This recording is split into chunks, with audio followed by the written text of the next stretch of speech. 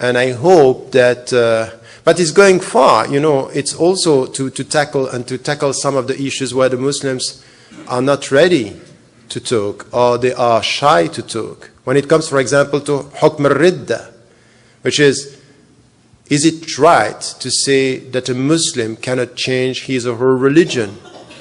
And you cannot deny that in the Islamic history, the majority of the Muslim scholars, the great majority of the Muslim scholars were saying, you can't change your religion because you have one hadith saying, man baddala dinahu faqtulu, the one who is changing his or her religion, kill him. And another one is that the one who is going astray from the community, his blood is lawful.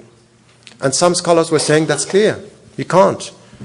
And I went through all this. I said that's not true. In the 8th century, Sufyan as-Sawri was saying, no, it's not true. The Prophet never killed someone who changed his or her religion, one. And second, it was something which has to do with war, because some of the people were changing the religion. They were becoming Muslims, taking information in a state of war, and coming back to the enemy and using this. They were war traitors. It has nothing to do with changing his religion. And in the book I wrote on the Prophet, I saw 3 cases where they changed the religion and he never killed them. Yeah. He never killed anyone on this only basis. It has nothing to do with this.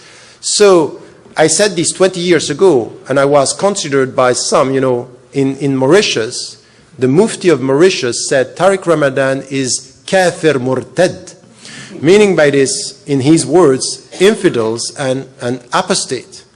And I was just going through the tradition, saying, what are you saying?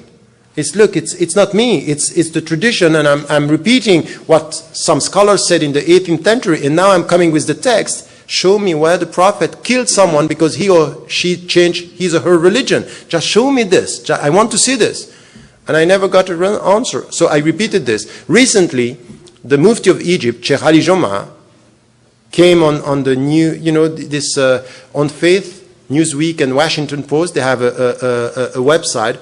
And he came with exactly the same position, saying, no, you cannot say that you have to kill if the one is doing it out of his or her conscience. It's a personal choice. You cannot kill him or kill her. He said that. 2 days later, the Council of Dar al-Ifta in Egypt sent a message to the website saying he was misunderstood. And you know what he did? The day after, he sent another message saying, no, I said it. And I think it's important. It's important to come with these very sensitive issues. So, yes, the majority of the Muslim scholars through the tradition are saying kill. But there are scholars from the 8th century saying no. They were in minority. And the position is to come with the text and the evidences. And this is what I try to do. And I said on this, when it comes to freedom, you have to let the people decide. Of course, I'm not happy if someone is leaving Islam, but at the end of the day, it's his or her choice. And I may ask myself, which kind of education did we give him or her? But at the end, it's his or her choice. And this has to be clearly stated by Muslims. And sometimes they're not clear. They want freedom for the Christians to become a Muslim. But when it comes to them, they are silent and not consistent. And the very important thing for us in the future is that we have to be confident with our own religion. We don't have to be scary about if this is right, it's right. And then be consistent with our principles, which is not the case today.